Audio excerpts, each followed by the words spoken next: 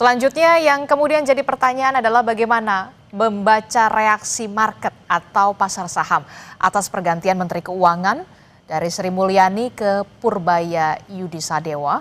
Kompas TV akan bertanya langsung melalui sambungan daring bersama dengan Head of Research Panin Sekuritas, Mas Niko Lawrence. Selamat pagi Mas Niko, apa kabar? Pagi Mbak Adisti, kabar baik. Iya, cukup mengejutkan bagi kita semua dan juga pasar tentu saja begitu ya dengan adanya perombakan kabinet merah putih. Presiden Prabowo Subianto merombak salah satu yang kemudian posisi strategisnya adalah Menteri Keuangan yang sebelumnya kita tahu dijabat oleh Sri Mulyani kemudian digantikan oleh Purbaya Yudisadewa begitu ya. Kemarin market atau bursa saham ini kita lihat langsung merah terkoreksi turun drastis 1,28% hanya dalam waktu singkat jelang penutupan, tepatnya setelah pengumuman Sri Mulyani ini diganti. Nah, reaksi apa yang bisa dibaca atau dijelaskan, Mas? Iya, jadi sebenarnya kalau kita lihat dari sisi investor sekarang, sebenarnya ngelihat reshuffle ini kan sebenarnya adalah langkah positif ya, sebenarnya in overall langkah positif untuk sebenarnya melihat kinerja-kinerja dari menteri sebelumnya yang mungkin dirasa kurang tepat atau kurang cocok atau kurang perform dengan menteri yang baru. In overall sebenarnya tone atau momentum reshuffle itu positif. Mhm. Nah, cuman sebenarnya yang jadi concern dari sisi investor itu adalah sosok Sri Mulyani yang tadi udah di-state juga 17 tahun involved dalam keuangan ekonomi Indonesia, dan kalau kita lihat dengan berbagai track recordnya, karena sebenarnya kalau kita lihat dari track recordnya Ibu Sri Mulyani ini, beberapa hal yang kita cermatin sih ya Mbak Disti ya. Pertama adalah kalau kita ngelihat kita itu dapat status investment grade itu ketika Ibu Sri Mulyani. Jadi kita di-upgrade ratingnya oleh berbagai lembaga. Means kalau kita di-upgrade berarti kan artinya funding cost-nya lebih murah. Bunga obligasi itu jadinya tuh lebih rendah gitu ya. Jadi itu market sebenarnya appreciate. Kenapa sebenarnya lembaga-lembaga tersebut appreciate dari sisi kita punya fiskal gitu ya. Karena sebenarnya stability fiskalnya kelihatan gitu ya. Kalau kita lihat kayak contohnya ketika zaman-zamannya 2014 2024 gitu ya, era infrastruktur lagi boom, di posisi defisit fiskal itu tetap bisa di-maintain di bawah 3% ya. Ini kita di luar COVID ya. Defisit fiskal masih bisa di-maintain di level 3%. Kalau kita bahas dari sisi utang, mungkin orang ada beberapa ngelihat sebenarnya dari sisi utang itu relatifly lumayan besar. Cuman kalau kita comparing sebenarnya tingkat hutang terhadap PDB itu kita masih di level 40%. Dulu zaman-zaman sebelum COVID, kan waktu itu COVID itu kita bilang one off ya, kita butuh subsidi yang sangat signifikan gitu ya, di posisi revenue nggak terlalu bagus dari sisi perpajakan karena earnings turun. Nah, cuman di posisi itu sebenarnya kita masih bisa maintain tingkat hutang dari 30 sebelum COVID jadi 40%. Nah, jadi track record seperti itu yang sebenarnya market appreciate ya. Karena gini sih Mbak Disti ya, kalau kita ngelihat kayak contohnya positifnya buat Indonesia ya, dengan adanya status investment grade, dan kalau kita lihat bunga obligasi kita lebih rendah, artinya beban keuangan itu jadi lebih sedikit. Nah, itu sangat penting sebenarnya. Karena kalau beban hutangnya besar, beban keuangannya besar, ini akan berdampak buat ke fiskal kemudian hari. Oke. Takut jangan revenue ini dipakai sebenarnya buat bayar utang aja atau bayar beban bunga aja sebenarnya. Nah, karena kalau kita contoh ya, dulu kita misalnya ngelihat secara historis, selisih bunga obligasinya Indonesia sama Amerika itu range-nya bisa di sekitar 400 basis point. Cuma kalau kita posisi sekarang kita bunga 6,5%, di Amerika itu 4%, berarti selisihnya cuma 250 basis point. Artinya sebenarnya kita positif dari sisi funding cost-nya. Nah, jadi itu yang dari sisi fiskal ya. Nah, jadi sebenarnya in overall dari sisi market ya, mereka kan coba cermati sebenarnya. Karena Pak Purbaya ini kan sebenarnya bukan orang baru di market. Kalau kita lihat itu Pak Purbaya ini lama di Dana Reksa dulu, Betul. jadi chief economist, jadi direktur utama. Jadi harusnya uh, knowledge terkait dengan market itu sudah ada dan positif gitu. Jadi harusnya Pak Purbaya tahu gitu ya, apa yang harus distimulasi atau diberikan ke pasar untuk dorong dari sisi perekonomian. Karena beberapa hal statement yang saya lihatnya positif dari Pak Purbaya adalah, Oke. pertama adalah at least nggak ada kenaikan pajak. Karena menurut kita nih PR-nya adalah bukan pajak itu, kenaikan pajak itu bukan jadi solusinya. Karena fokusnya adalah gimana caranya kita meningkatkan inklusi keuangan ya, makin banyak gitu ya, dan makin dalam.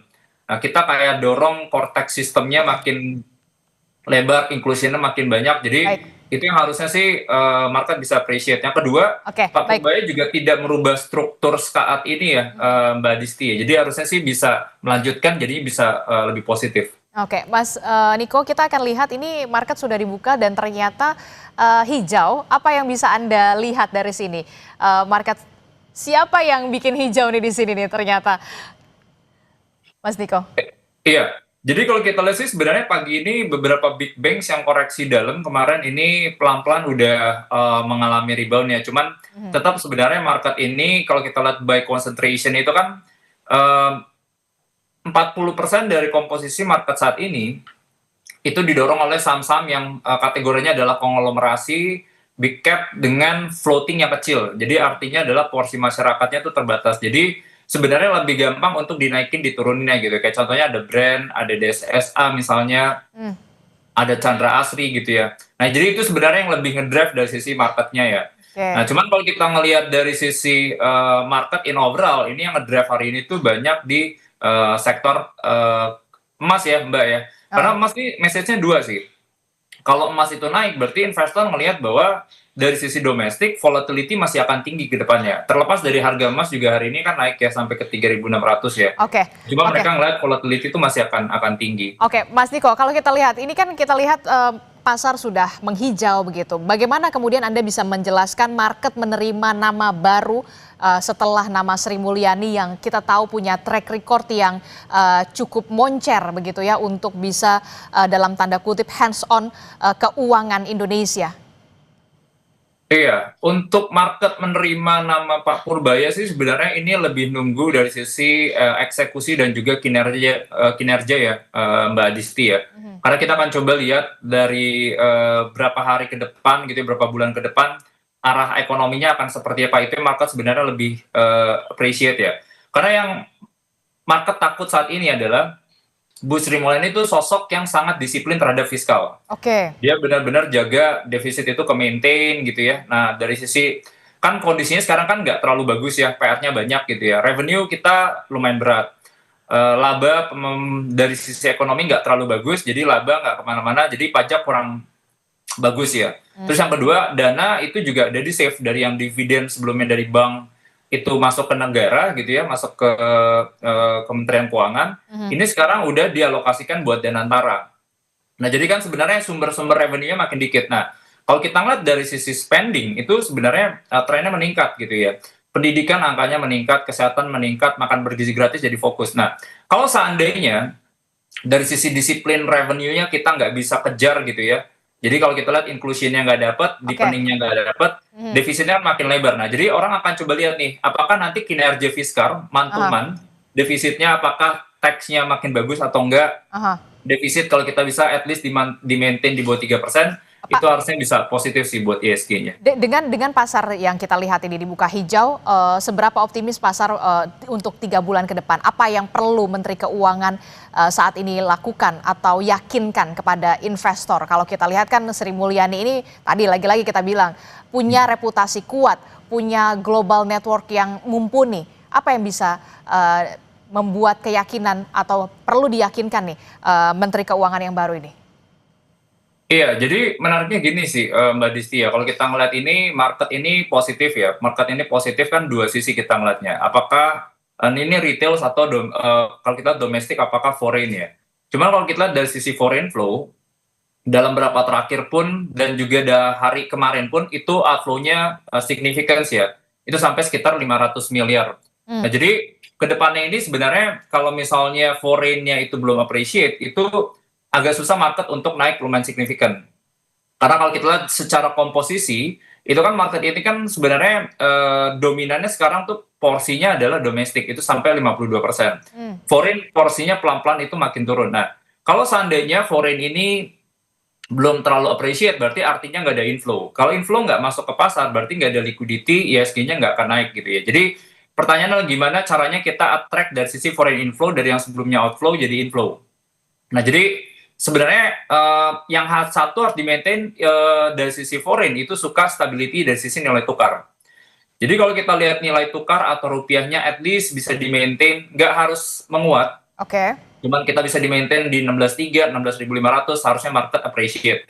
Apa faktor yang mempengaruhi nilai tukar? Itu adalah gimana caranya memaintain dari sisi flow obligasi khususnya. Mhm. Yang dilakukan Bu Sri Mulyani adalah setelah kemarin zaman COVID, investor kan itu keluar dari pasar. Mereka khawatir negara emerging market ada resiko gagal bayar, default risk tinggi. Porsi waktu itu asing 40% ke obligasi kita. Oke. Sekarang porsi asing itu tinggal 15%. Oke. Kita ngelihatnya sebenarnya positifnya adalah dominannya dari lokal gitu ya. Kalau kita lihat yang dari bank, dari yang non bank itu porsinya makin meningkat. Bu Sri Mulyani dorong dari sisi investor retail buat beli obligasi kita, dari sisi bank pun juga beli obligasi kita. Nah, jadi stability nilai tukarnya dapat. Oke. Nah, cuman di posisi kenapa? Nah, oke, kalau saya kerucutkan lagi, 3 poin PR yang harus segera diselesaikan untuk bisa kemudian bisa mencerahkan lagi-lagi saya bisa mengatakan mencerahkan Indonesia 2 atau 3 bulan ke depan yang harus dilakukan oleh seorang Menteri Keuangan Purbaya untuk bisa mencerahkan Indonesia di 2 atau 3 bulan ke depan, termasuk juga menghijaukan pasar. 3 poin utama menurut Anda, Mas Niko. Iya, pertama untuk pasar appreciate itu adalah dari sisi disiplin fiskal. Disiplin fiskal? Disiplin fiskal, revenue tetap ke-maintain, itu menurut kita jadi key point yang utama. Kedua adalah dari sisi stability nilai tukar. Ini menurut kita penting gitu ya, karena dampaknya tadi banyak turunannya gitu ya, dari sisi utang yang meningkat itu jadi kekhawatiran, ekspor nggak terlalu bagus itu juga jadi kekhawatiran. Sama ketiga sebenarnya data ekonomi ya, apakah dari Pak Purbaya itu alokasi anggaran belanja ini bisa disalurkan sektor-sektor yang sebenarnya tepat produktif dan bikin multiplier effect-nya bagus ke ekonomi ya. Karena kan targetnya clear ya, Pak Purbaya bilang at least 6% di tahun 2026. Berarti ini adalah sektor-sektor yang bikin atau dorong perekonomian kayak contohnya UMKM. Jadi itu akan coba kita lihat sih datanya pelan-pelan. Kalau seandainya datanya positif, multiplier ekonomi, stimulus fiskalnya jalan, itu market akan appreciate sih Mbak Disti. Oke, kita akan lihat langkah dari Menteri Keuangan Purbaya untuk bisa mencerahkan Indonesia paling tidak 2 hingga 3 bulan ke depan akan seperti apa. Terima kasih Mas Niko Lawrence, Head of Research Panin Sekuritas telah bergabung bersama kami dalam Breaking News Kompas TV. Sehat selalu Mas Niko. Terima kasih Mbak Disti.